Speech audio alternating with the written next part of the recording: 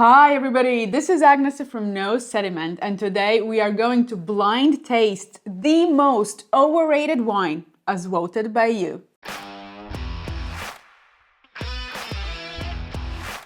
Not that long ago, I asked here on YouTube and over on my Instagram account for your opinion on what you think is the most overrated wine. You shared a mix of well-known and lesser-known names. Some were larger, more commercial brands, and to my surprise, a few smaller, more artisanal producers too. I guess what we consider an overrated wine really depends. As several people pointed out, these are not always bad wines, but rather overhyped, overpriced, or otherwise too exaggerated in their story. So yes, we are not necessarily talking today about bad wines.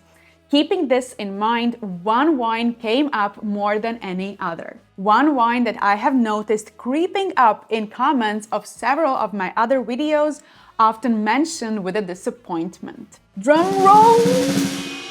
And of course, it is Caymus Cabernet Sauvignon. I started thinking about this wine and realized I could not remember the last time I tasted it. So I could not agree or disagree with you guys here. I had no clear memory of the wine, so that meant I needed to retaste it again and make my judgment. But sometimes when too many people tell you something, you start to believe it more than your own judgment. So I did not want to taste it in isolation. First of all, knowing what I am about to taste and knowing how many of you feel about it might lead me to focus too much on the negative stuff. And second, to properly assess its overall quality, it has to be put in the context. Is it really that much worse or better than other wines from the same region? Therefore, today I decided to do a little experiment.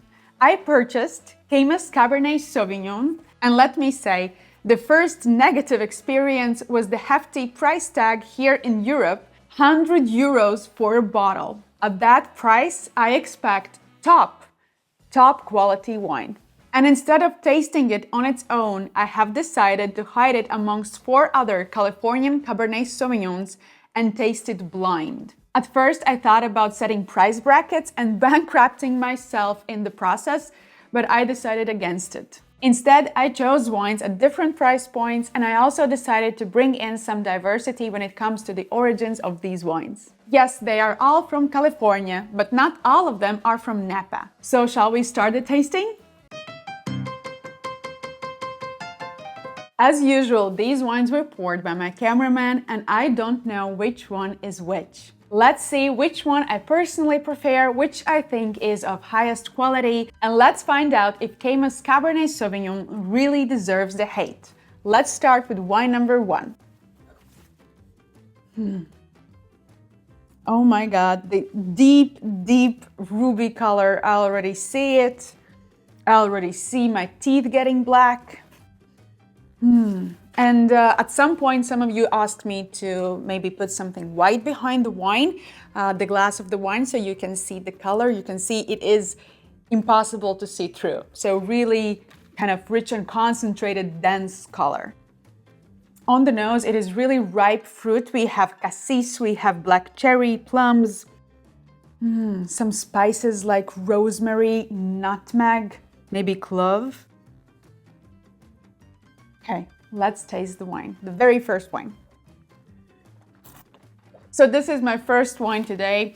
We are tasting wine in the morning, and I do feel that really high, elevated, mouth-watering type of acidity that you expect from Cabernet Sauvignon dominant wines.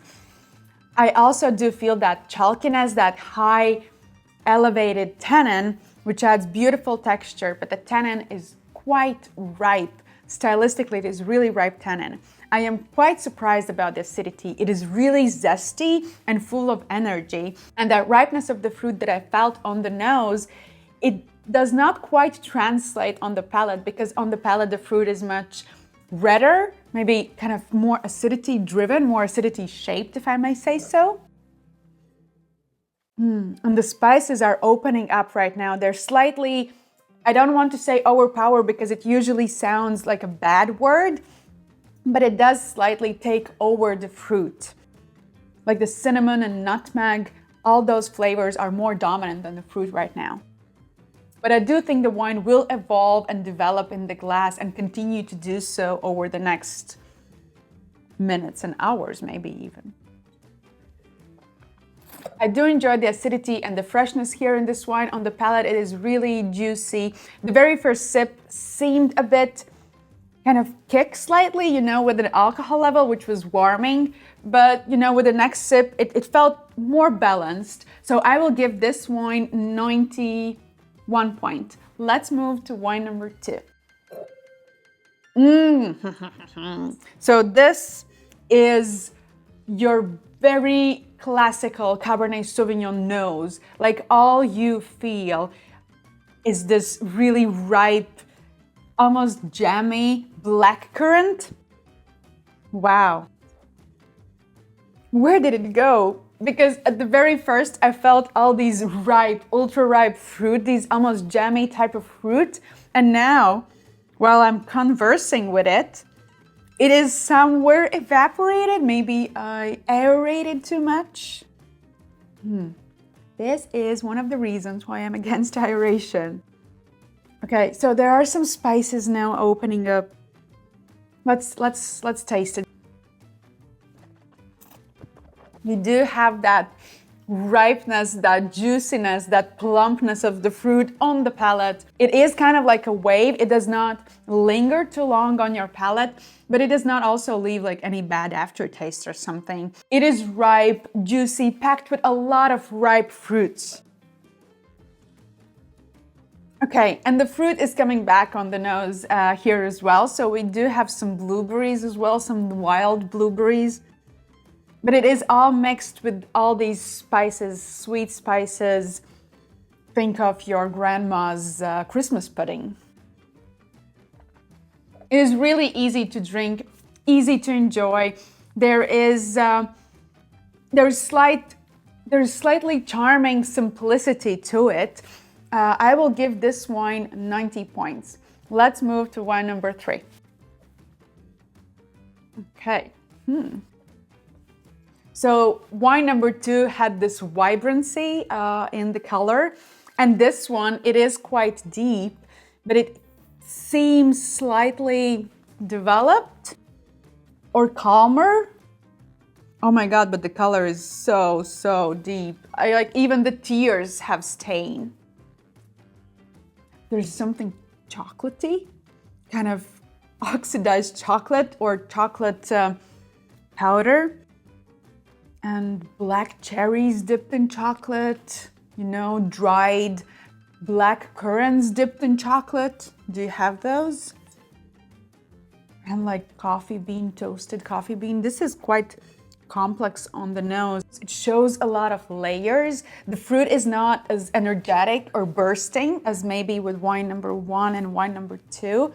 Here, maybe it is a bit older bottle.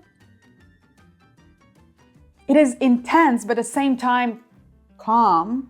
I don't know how to explain it. Like it has a lot to say, a lot to offer, a lot to present in the glass, but at the same time, it is not spiky. It is not kind of crazy energetic.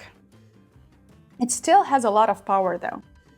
Let's taste it. I've been talking a lot about its nose, but let's taste it. Unfortunately, I do feel slightly alcohol dominating, you know, on the first sip, but still, it is quickly swooped away with the concentration of the fruit. The fruit is really ripe, but it is also slightly drying, you know, like maybe a bit thicker skin of the fruit, you know. The tannin is really beautifully done here. These wines, number 1 and wine number 2, they had really ripe and almost kind of sweet tasting tannin. Here you also feel the tannin is ripe, but it is chalky, it is finely grained, it is beautifully textured, made tannin. I think this is top quality wine. It might not necessarily be to everyone's liking because of the style, because of the lusciousness, because of the opulence, you know, the full-bodied, full-boned kind of character. The aftertaste is quite long and it actually reveals spicy black fruit. And I think Now I have some of the menthol even here, menthol. Yeah, even here. And I think it is going to develop and continue to develop in the glass quite long. I do think that this wine has power and has structure to live for 10, 20, or maybe even 30 years. So I will give this wine 95 points. I think it is beautiful, beautiful label. Let's move to wine number 4.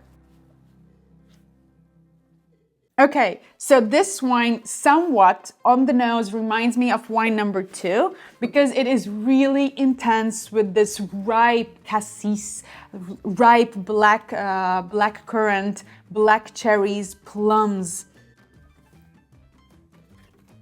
We are in Cabernet Sauvignon world. Of course, this wine is completely dark. Somehow I did not linger longer on the nose. I don't know why. All that sweetness that you felt on the nose kind of wanted me to, or pushed me to taste the wine right away.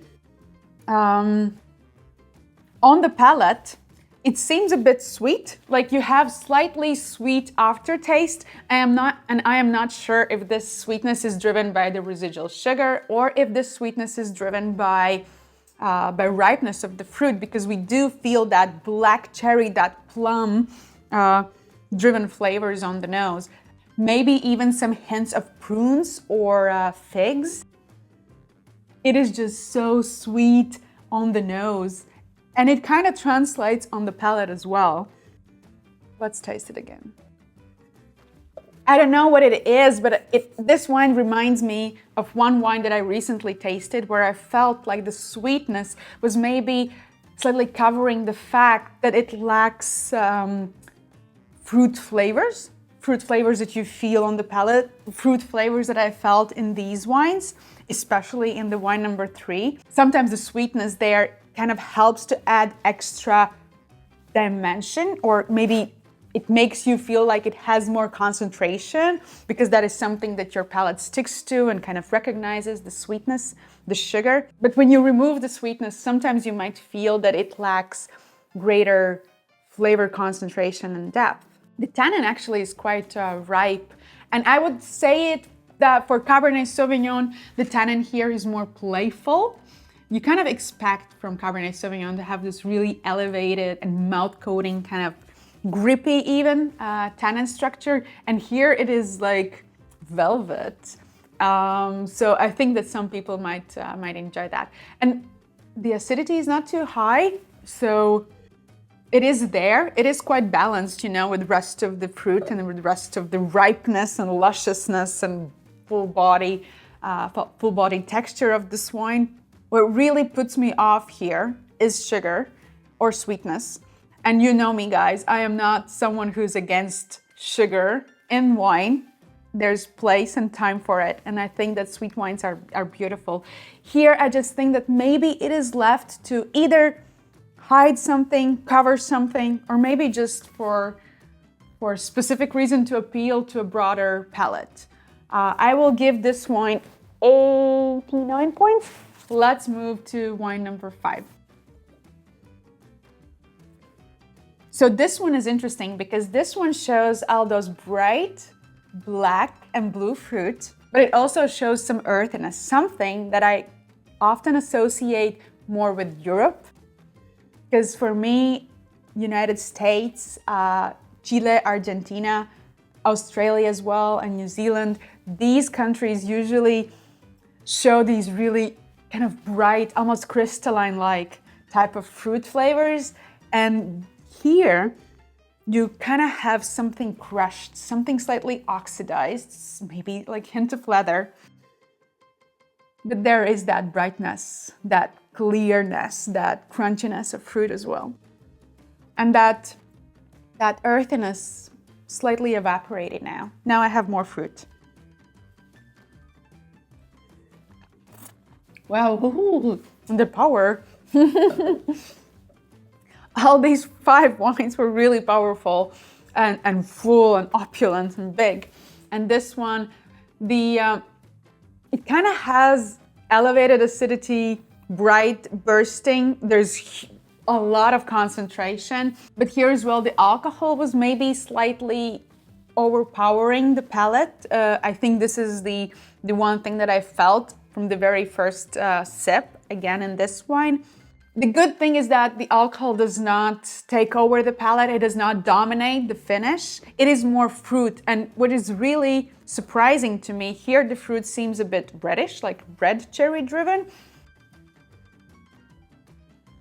There's also some nice spices on the nose here as well. And what is interesting about this wine, if we want to compare it with wine number 4, it also has sweetness. But here the sweetness seems to me at least more driven by flavors, by ripeness of the fruit. You know, sometimes you can have that kind of sweet sensation on the palate, but it is not coming from sugar per se, it is coming from the ripeness of the fruit, you know, from the extraction, from the tannins. And here I do feel that ripeness, that sunshine in the glass, but it does not feel sugary. And in wine number 4, it just felt slightly sugary. That was my issue with it. I will give wine number 5 91 point. Shall we reveal the wines? Okay, let's reveal the wines. So wine number 1, actually when I look back at it, it had the nicest, the freshest acidity, and I do think it is quite beautiful wine. But it was the very first wine I tasted. So let's reveal it. I gave it 91 points. All right, so it is Ridge Estate 2021 vintage Cabernet Sauvignon. And it says Montebello Vineyard, but it is not the Montebello label. So the fruit here is sourced from the Montebello Vineyard, but from the plots, as they say, deliver more approachable wines. And this was really beautiful. I should have known because of that freshness, that bursting acidity. It was really beautiful. Here in my country, it costs around 100 euros. If I'm not mistaken, in United States, it is around 60. So I would say for that quality and for that price, for me, it is maybe too expensive, but for United States, for Californian wines, for top cult producer, I think it is good. Let's move to wine number 2. I gave this wine 90 points. I thought it was more towards simple, primary fruit-driven style, but I really enjoyed the openness, the freshness, the liveliness of this wine. So, Lohr 7 Oaks Paso Robles Cabernet Sauvignon. Okay, so this, if I'm not mistaken, is one of the most approachable wine when it comes to price. So for me, it costs like 25 euros. Very good. And for those living in States, it costs like 50. I would say this is an amazing value. 90 points, really good value, top value wine. Let's move to my number 1, the favorite bottle of this flight. I thought it was just so complex and so intense and so layered. The only issue here was it might not be my everyday style, like wine style that I enjoy, because it was full-boned and structured and big. But I mean, it was top quality wine. It was really, really layered. So I think I gave it 95 points. We don't have Caymus yet, so maybe that's the Caymus.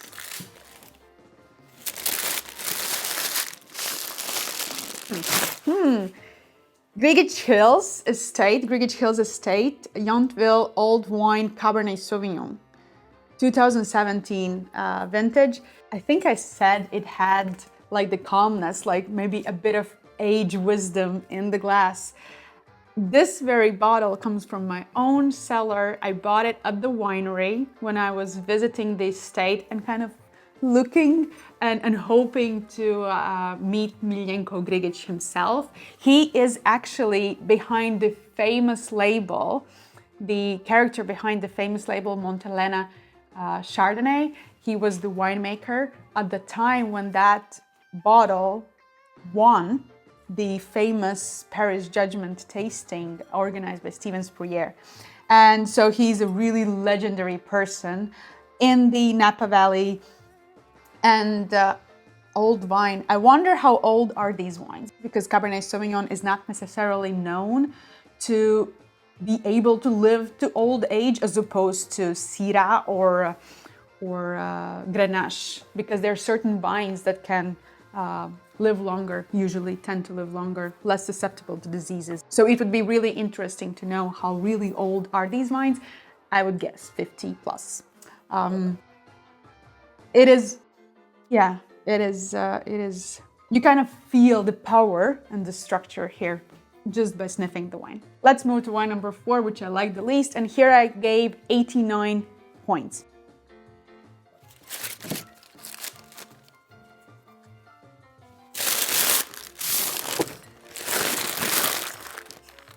Caymus Vineyards 2022 vintage Cabernet Sauvignon.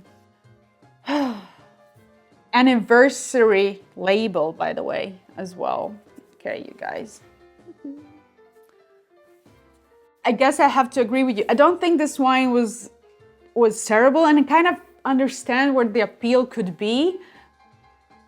But if you are paying 100 euros for a bottle,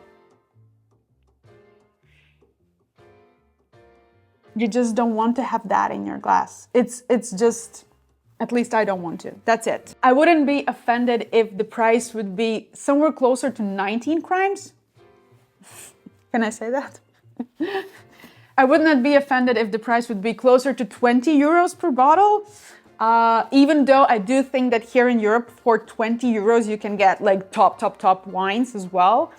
But I would not be offended if you are paying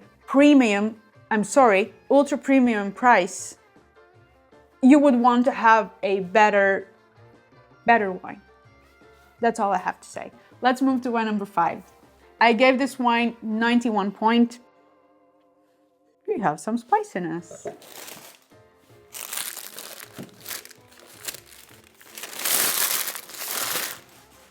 And this is quite historic estate, Beaulieu Vineyards, Napa Valley Cabernet Sauvignon 2018 vintage. It was much more energetic than only 1 year older Grgich Hills Cabernet Sauvignon. So this had like more nerviness to it. I think this is not the first time we have it here on my channel.